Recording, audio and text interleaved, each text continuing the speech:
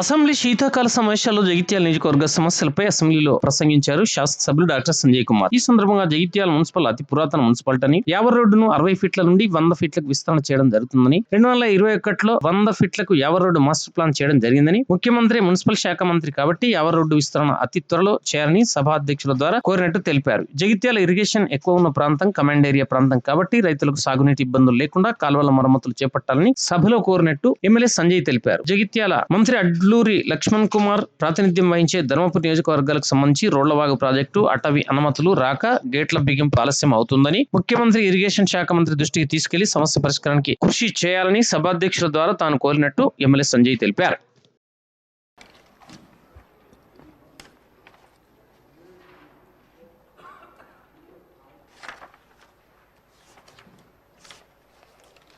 Shri doctor Sanjay గారు. ధన్యవాదాలు అధ్యక్ష. జగిత్యాల నియోజకవర్గానికి సంబంధించి జగిత్యాల పట్టణం ఓల్డెస్ట్ మున్సిపాలిటీ అధ్యక్ష. పట్టణం మధ్య నుండి యావర్ రోడ్డుని ఉంటుంది. అది గతంలో 60 ఫీట్లు ఉంటే 80 ఫీట్లు, తర్వాత 2021లో 100 ఫీట్లకు కూడా జీవో తీసుకురావడం జరిగింది. ఆ విస్తరణకు సంబంధించి గౌరవ ముఖ్యమంత్రి గారే మున్సిపల్ శాఖ మంత్రి గారు కాబట్టి వారు హౌస్లో కాబట్టి దయచేసి దానికి తగిన నిధులిచ్చి కానీ టీడీఆర్ ద్వారా కానీ యావర్ రోడ్డు విస్తరణ అతి త్వరగా చేయించాలని కోరుతున్నాం.